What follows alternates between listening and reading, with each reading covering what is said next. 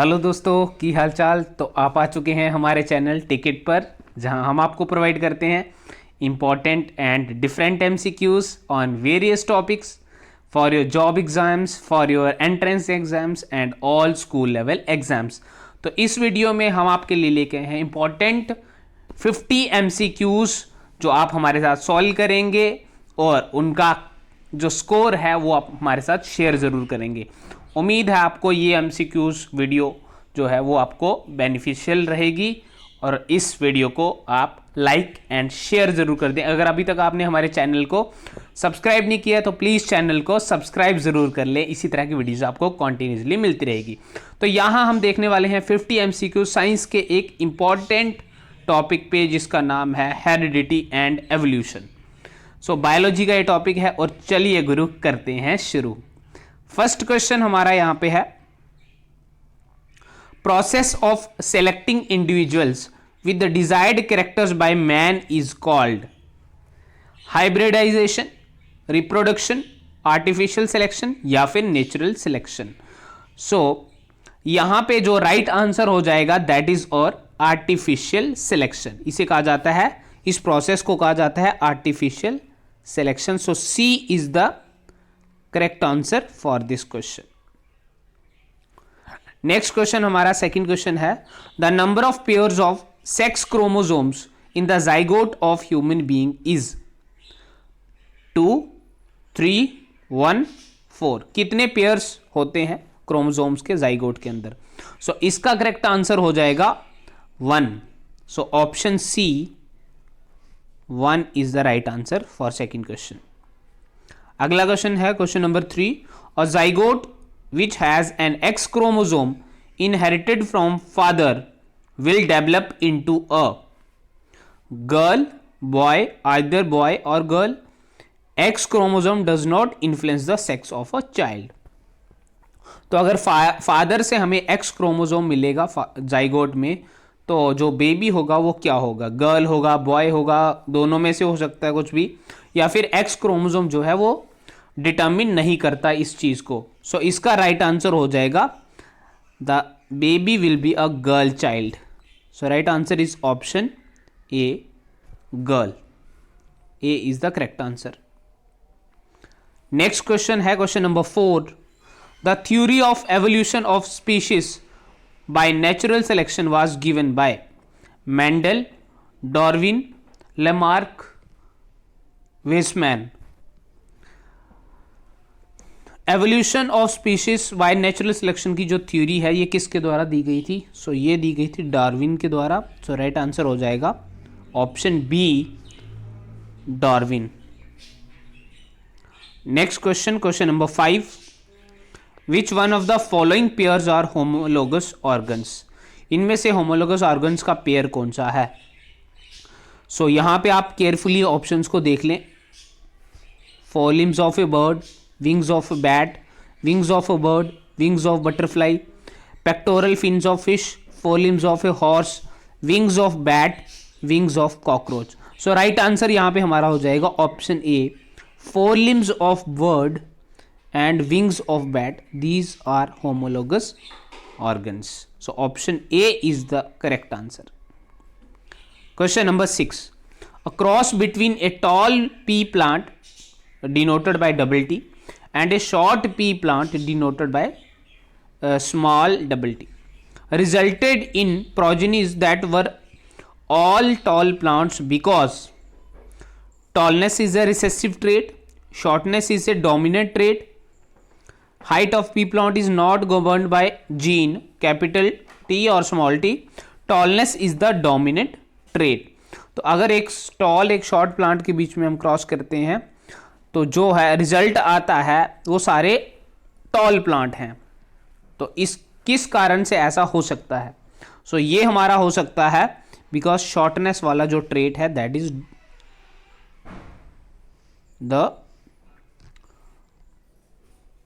Dominant trait. Shortness is the dominant trait. Clear? Option B is the correct answer for this question. Next question हमारा है यहाँ पे, next question हमारा है question number 7, a man with blood group A marries a woman having blood group O. What will be the blood group of the child? O only, A only, AB या equal chance of acquiring blood group A और blood group O. सो यहाँ पे बच्चे का जो blood group है वो कौन सा होगा ये हमें बताना है. सो यहाँ पे अगर बात करें ब्लड ग्रुप ए और ब्लड ग्रुप ओ में तो इक्वल चांस रहेंगे हमारे. यहाँ पे अगर वोमेन और मैन का ब्लड ग्रुप जो है एक ए है और एक ओ है तो दोनों के चांसेस बिल्कुल इक्वल रहेंगे. So D is the correct answer for this question.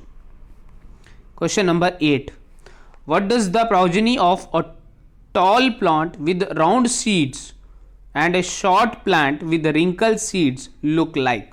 तो एक tall plant लेंगे राउंड सीड्स वाला, एक शॉर्ट प्लांट लेंगे रिंकल सीड्स वाला, जिसके सीड से रिंकल होंगे वो शॉर्ट प्लांट है. सो वो जो प्रोजेनी है वो किस तरह का होगा? All are tall with round seeds, all are short with round seeds, all are tall with wrinkle seed, all are short with wrinkle seeds. So इसका राइट आंसर हो जाएगा सभी टॉल होंगे और सीड्स होंगे round. All are tall with round seeds. So option A is the correct answer. Next question देखते हैं. Question number 9, if a round green seeded pea plant, round भी है और ग्रीन सीडेड है, पी प्लांट है, is crossed with wrinkled yellow seeded. तो ये थोड़ी सी इस यहाँ पे टर्मिनोलॉजी है, इस पे ध्यान दें. कैपिटल आर का मतलब है राउंड, स्मॉल आर का मतलब है रिंकल्ड, स्मॉल वाई का मतलब यहाँ पे है ग्रीन और कैपिटल वाई का मतलब है येलो. तो the seeds produced in first generation F1 generation are किस तरह के होंगे? Round and green, round and yellow, wrinkled and green, wrinkled and yellow. So इसका राइट आंसर हमारा हो जाएगा राउंड होंगे और येलो होंगे.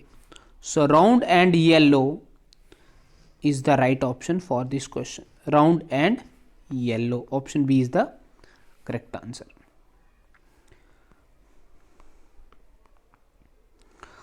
विच of the following is the ancestor of broccoli? Broccoli के एंसेस्टर किसे माना जाता है? कैबेज, कॉलीफ्लावर, वाइल्ड कैबेज या फिर केल? तो यहां पे हमारा राइट आंसर हो जाएगा वाइल्ड कैबेज. वाइल्ड कैबेज को माना जाता है ब्रोकली के एंसेस्टर्स. क्लियर? जहां से इसका एवोल्यूशन होके ब्रोकली बनी है. So C is the correct answer. Question number 11, the human species has genetic roots in Australia, Africa, America या फिर इंडोनेशिया? तो वो जो जेनेटिक रूट्स हैं ह्यूमन बींग्स के वो हैं Africa. So right answer is option B, Africa. Next question देख लेते हैं. Question number 12, the process of evolution of species where by characteristics which help individual organisms to survive and reproduce are passed on to their offsprings and those characteristics which do not help are not passed on is called. तो कुछ characteristics जो help करते हैं survive करने में और reproduce करने में वो पास ऑन होंगे और जो हेल्प नहीं करते हैं वो पास ऑन नहीं होंगे. इस तरह की एवोल्यूशन की प्रोसेस को क्या कहते हैं? आर्टिफिशियल सिलेक्शन, स्पेसाइजेशन, हाइब्रिडाइजेशन या फिर नेचुरल सिलेक्शन?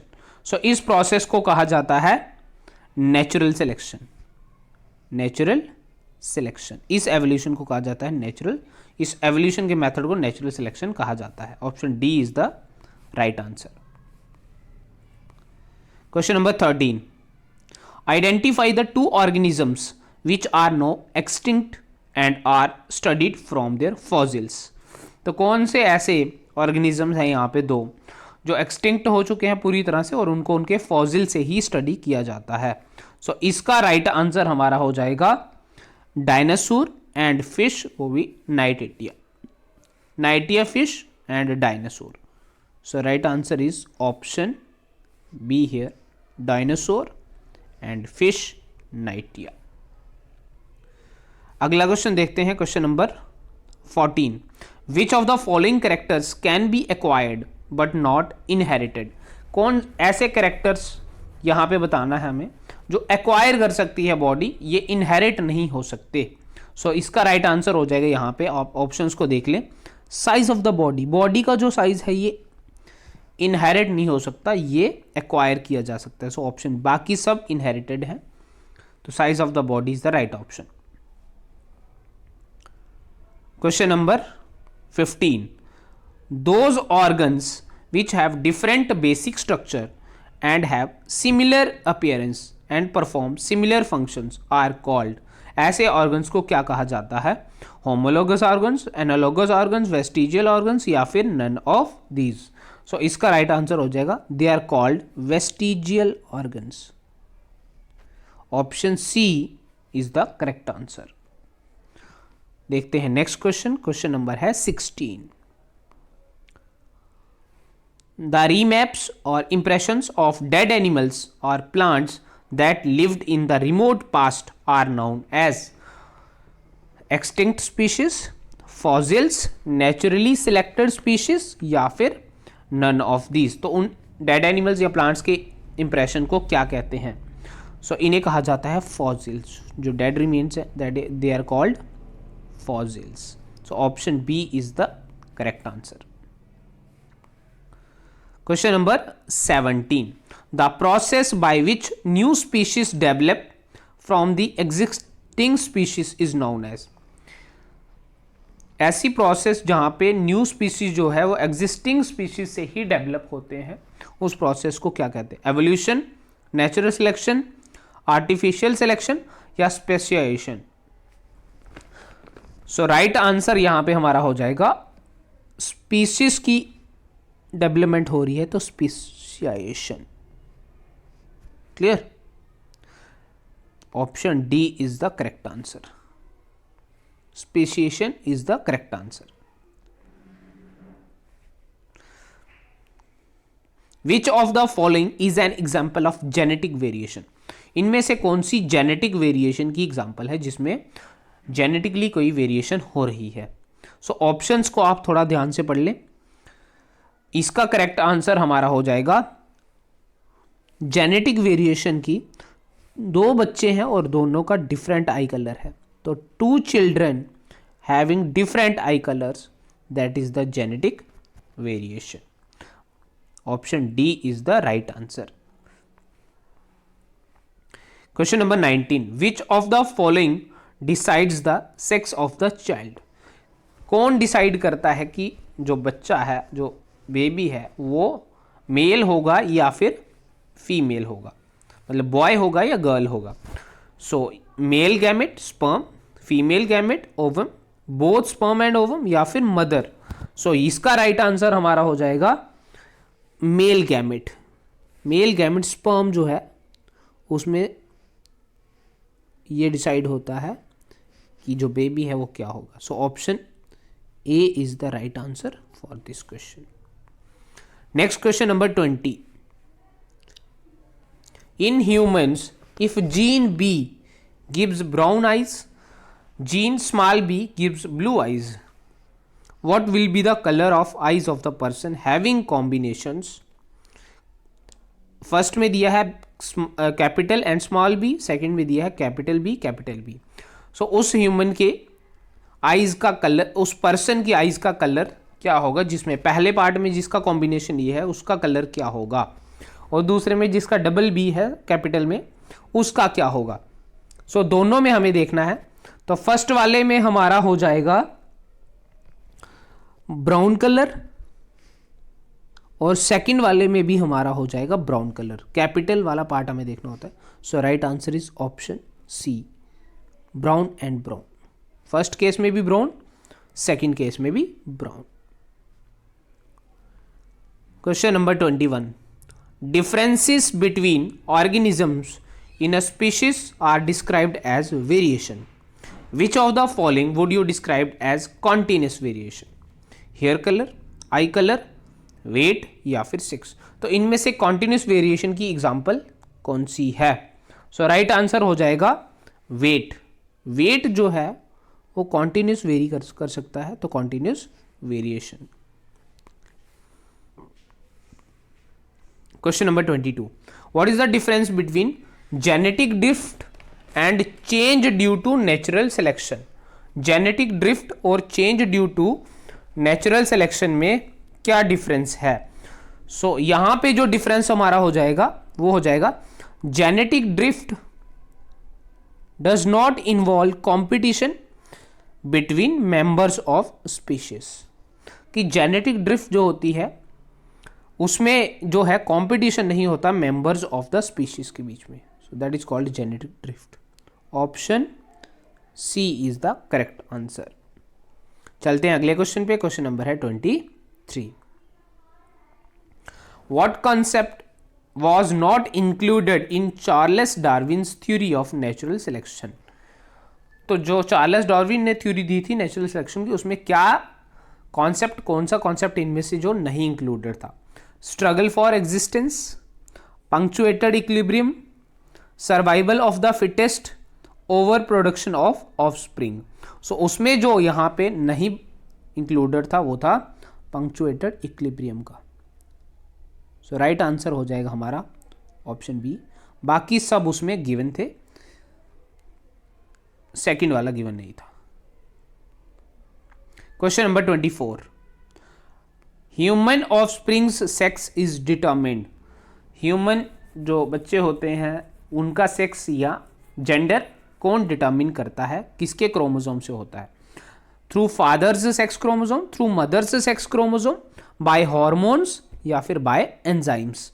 सो वो होता है, हमने पहले भी पढ़ लिया है, फादर के क्रोमोसोम पे, मेल गैमेट पे, स्पर्म पे डिपेंड करता है, father chromosome. Option A is the correct answer. Question number 25। Wild cabbage has evolved into new varieties like cabbage, broccoli, cauliflower by. तो ये किस प्रोसेस की वजह से हुआ है कि जो वाइल्ड कैबेज है उसकी अलग अलग वेराइटीज में उसकी एवोल्यूशन हुई है? Genetic drift, natural selection, reproductive isolation या फिर आर्टिफिशियल सिलेक्शन? सो ये पॉसिबल हुआ है due to artificial selection, due to artificial selection. So option D is the correct answer. चलते हैं अगले क्वेश्चन पे। क्वेश्चन नंबर है 26। The fossil remains of archaeopteryx is connecting link between. जो archaeopteryx के फॉसिल रिमेन्स है वो कनेक्टिंग लिंक है किसके बीच का? Reptiles and mammals, reptiles and birds, fish and amphibian, amphibian and reptile. So वो कनेक्टिंग लिंक होता है किसके बीच में? That is between reptiles and bird के बीच में, ये कनेक्शन को बताता है। So option B is the correct answer. Question number 27।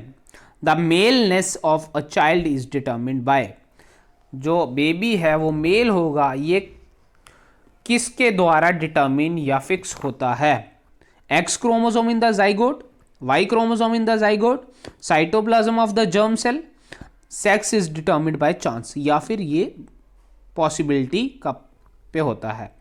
सो इसका राइट आंसर हमारा है Y chromosome in the zygote से होता है।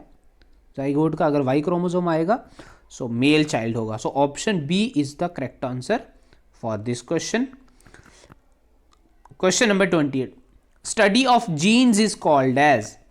जीन्स की स्टडी को क्या कहा जाता है? साइटोलॉजी, हेरिडिटी, जेनेटिक्स या फिर वेरिएशन? सो इसे कहा जाता है, जीन्स की स्टडी को कहा जाता है genetics. So right answer is option C, genetics. Next question. Which one is the basic unit of heredity? Trait, allele, gene या फिर सेल? हेरिडिटी का बेसिक यूनिट क्या है? सो हेरिडिटी का बेसिक यूनिट है gene. So option C, gene is the right answer. Question number 30.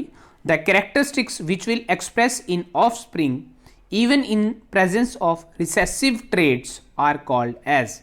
Recessive trait की presence में भी जो characteristic offspring में दिखाई दें, express हों, उन्हें क्या कहा जाता है?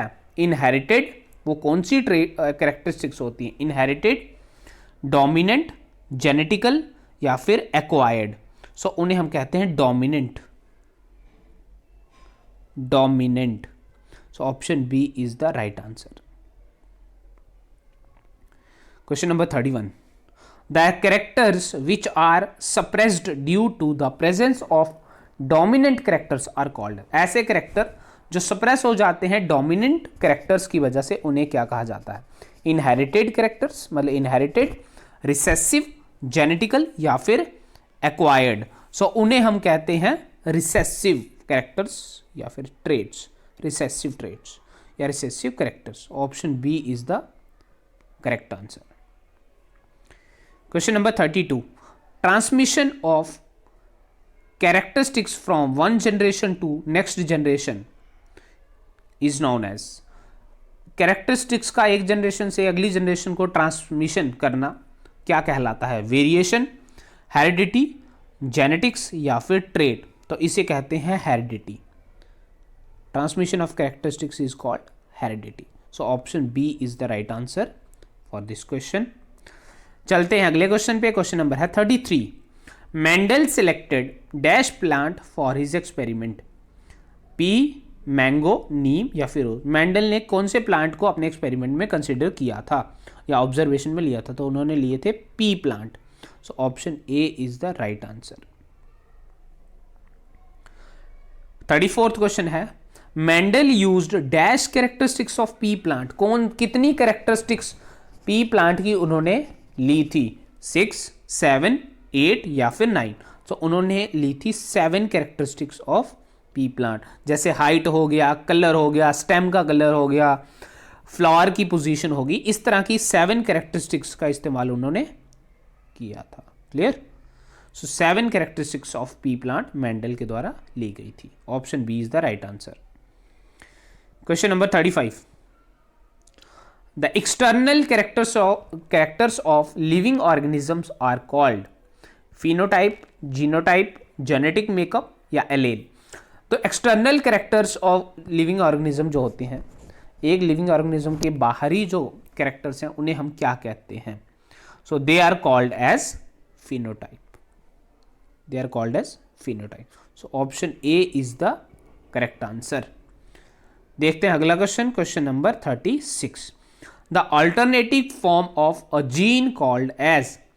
जीन की अल्टरनेटिव फॉर्म को क्या कहा जाता है? सेल, जीन, लोकस या फिर एलेल। सो उसे कहा जाता है allele. So right answer is option D, allele. 37th question हमारा है, a cross between two organisms. A cross between two organisms which having variation in trait and both the organisms have homozygous condition called as।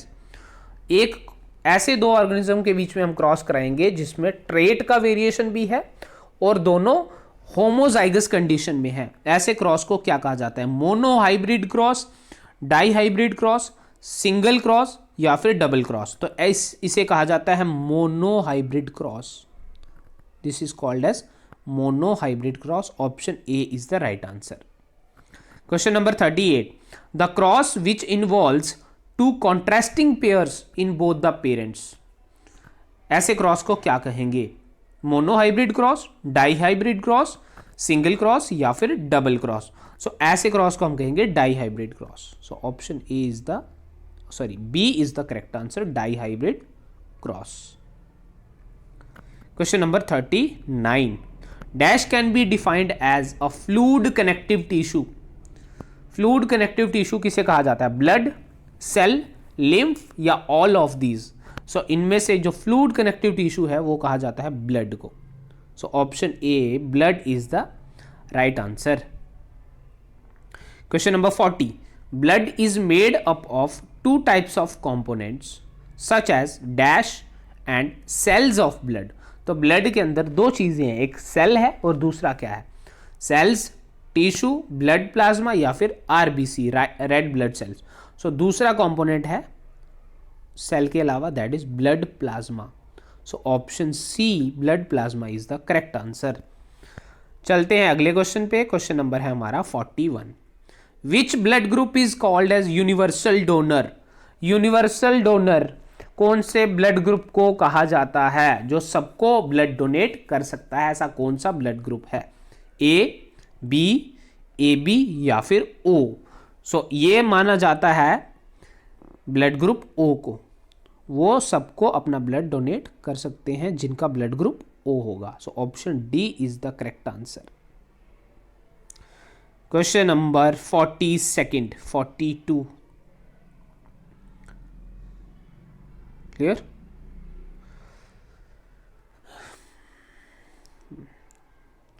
Dash can be defined as the characteristics which are passing from one generation to next generation, that is from parents to their progeny।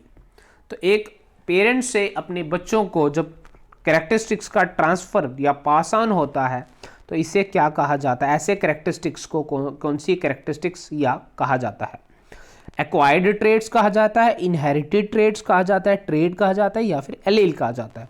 So inherited trades इन्हीं को कहा जाता है जो generation से next generation को पास on होते हैं। So option B is the correct answer. अगला क्वेश्चन हमारा है 43rd। Dash can be defined as the characteristics which are not under genetic control. ऐसी कैरेक्टरिस्टिक्स जो जेनेटिक कंट्रोल के अंडर नहीं है वो कौन सी कैरेक्टरिस्टिक्स हैं? Acquired traits, inherited traits, traits या फिर एलेल। तो जो जेनेटिक कंट्रोल में नहीं है they are called as acquired. वो बॉडी एक्वायर कर सकती है बाद में भी। Clear. Option A is the correct answer. They are acquired traits. Which one is defined as the permanent and gradual changes in the genetic material of an organism. इनमें से किसे हम परमानेंट और ग्रेजुअल चेंज की definition मानते हैं genetic material of an organism? तो organism के जेनेटिक मटेरियल में परमानेंट और स्लोली जो चेंज आती है उसे क्या कहा जाता है? इकोलॉजी, जेनेटिक्स, वेरिएशन या फिर एवोल्यूशन। सो इसे कहा गया है एवोल्यूशन। एवोल्यूशन की डेफिनेशन है ये। So right answer is option D, evolution. Question number 45। A trait in an organism is influenced by. एक ऑर्गेनिज्म में ट्रेट जो है वो किसके द्वारा इन्फ्लुएंस होता है? Paternal DNA, maternal DNA, both maternal and paternal DNA, या फिर neither by paternal nor by maternal DNA. So इसका राइट आंसर आप मुझे बताएंगे। ये पैटर्नल मतलब फादर वाली तरफ से, फादर वाले तरफ से, मैटरनल मतलब मदर वाली तरफ से, इस तरह से। तो ये आपने मुझे बताना है क्वेश्चन नंबर 45 का। ये आपके लिए होमवर्क है। राइट आंसर क्या है? क्लियर। चलते हैं अगले क्वेश्चन पे। क्वेश्चन नंबर है 46। All are the postulates of Darwin except. इनमें से सभी डार्विन की थ्योरी के पोस्टुलेट्स हैं एक्सेप्ट वन। वो कौन सा है? Over production, variation, origin of new species या फिर increase in organ size. So over production ये भी पोस्टुलेट था, वेरिएशन का भी पोस्टुलेट दिया गया है, ओरिजिन ऑफ न्यू स्पीशीज भी दिया गया। सो यहाँ पे जो नहीं बताया गया था that is increase in organ size. That is not the postulate of Darwin's theory, Charles Darwin. Increase in organ size. Next question, question number है 47। Which blood group is called as universal acceptor. कौन सा blood group जो है वो universal acceptor माना गया है? A B या फिर ओ। सो ए बी ब्लड ग्रुप वाले पर्सन सभी से ब्लड जो है वो एक्सेप्ट कर सकते हैं। सो इसे कहा गया है universal acceptor. Option C is the right answer. Question number 48। Human teeth and elephant's tusk are. इंसानों के दांत और एलिफेंट के जो टस्क हैं वो किस तरह के ऑर्गन्स हैं? Analogous organs, vestigial organs, homologous organ या फिर rudimentary organs. So human teeth और एलिफेंट के जो टस्क हैं वो हमारे हैं होमोलोगस ऑर्गन्स।